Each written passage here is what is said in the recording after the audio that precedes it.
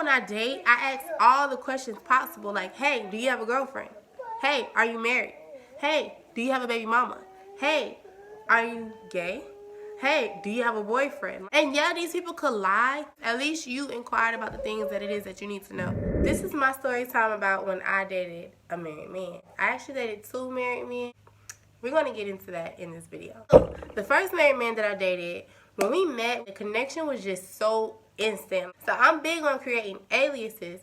So when we finally decided to exchange our real information, I'm like, yo, you know, I need your work address, your work email, your work number, your home address, a picture of your license plate, a picture of your ID. Like, I need everything, your personal email, I need everything.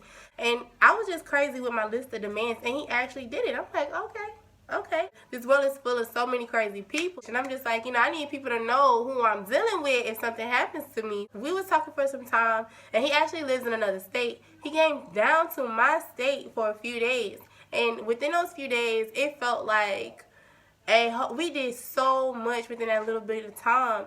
It was a really fun and dope experience. So we decided to link up and we went out to eat. Now at the time, I was studying to be in real estate.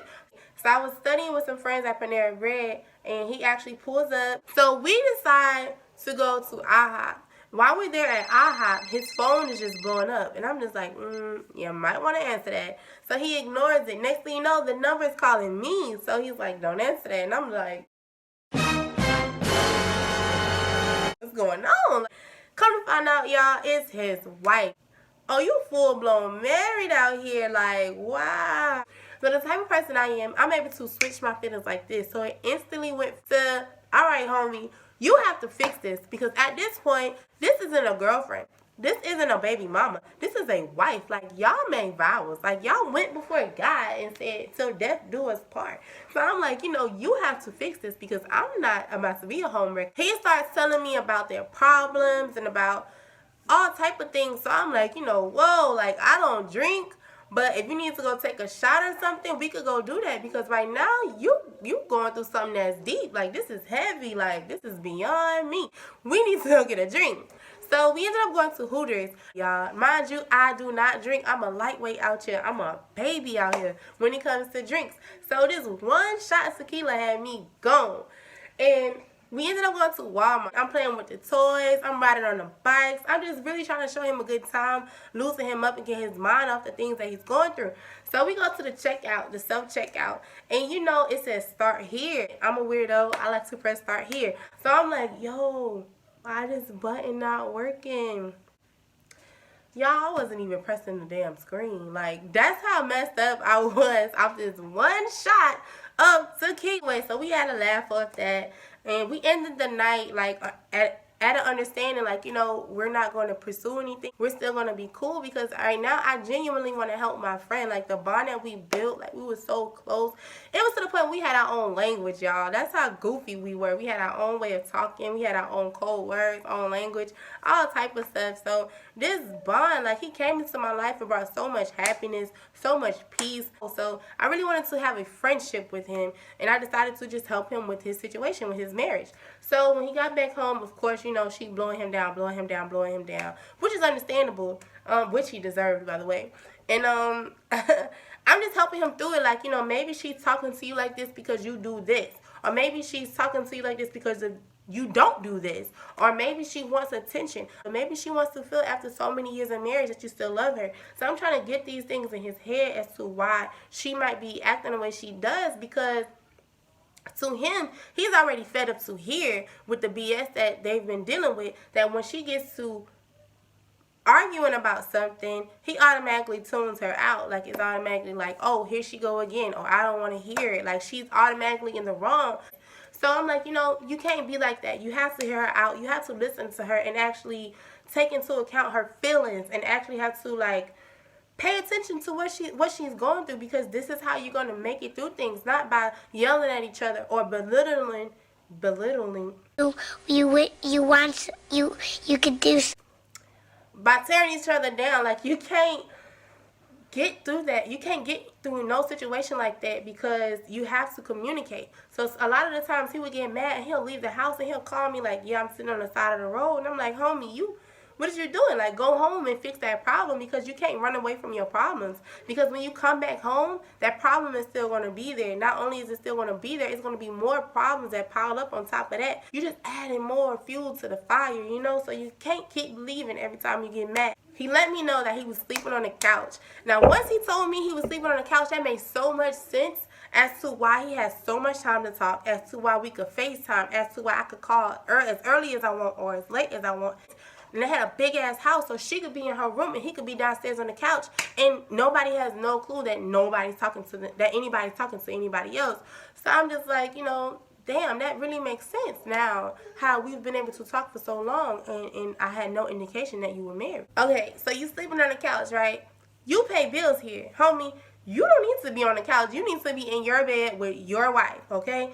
And all that not having sex stuff has to stop. So I'm like, yo, you know, you have to go put it down. Like, you have to go do your thing. Like, you have to go, like, you know, give her a night to remember. Like, so he's like, okay, you know what? I'm going to do it. You know what? You right. So I said, you know what? Not only am I right, but I want proof. And I was just talking stuff when I said I need proof. But he sent me my proof. So I'm like, okay, you the man. Big dog.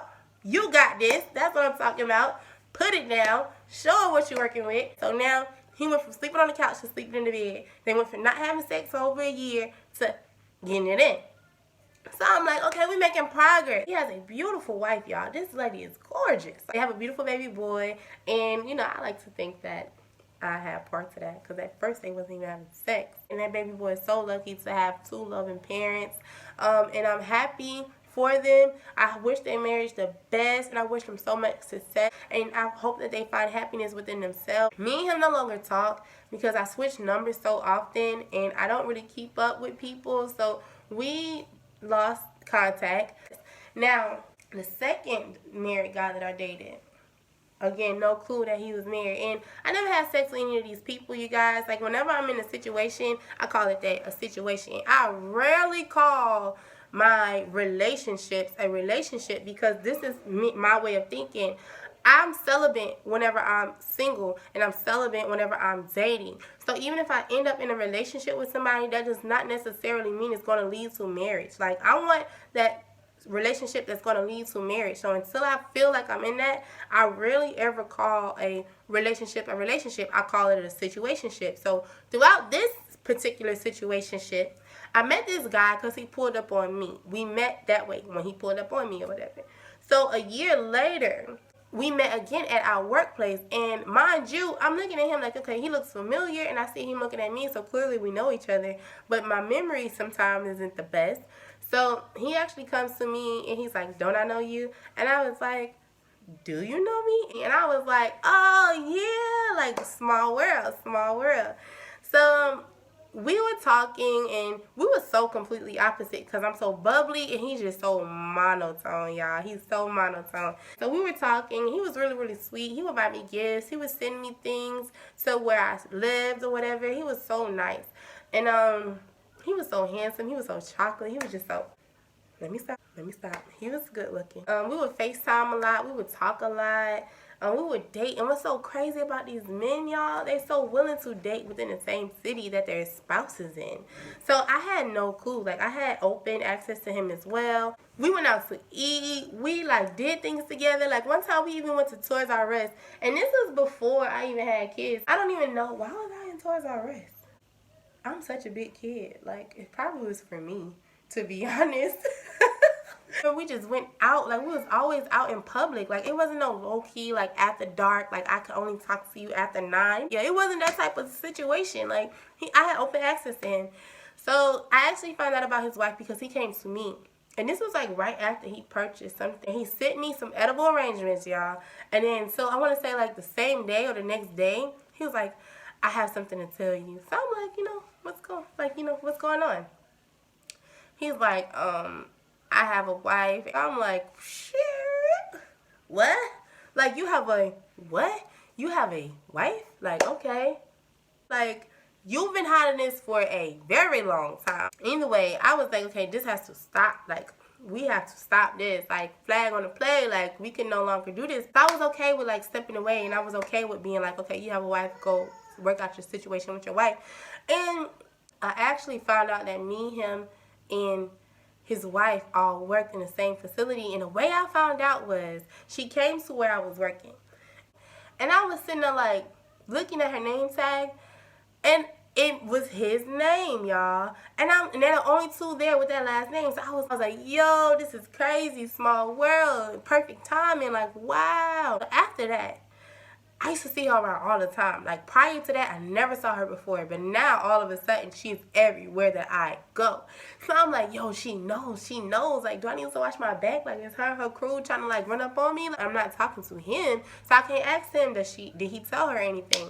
Y'all are lucky. Y'all are meeting people like me that could walk away from situations, because a lot of people out here would be like, oh, I'm gonna tell your wife that you were talking to me and you spent money on me and bought me gifts and I'm gonna ruin your happy home. Like, nah, I'm not that person.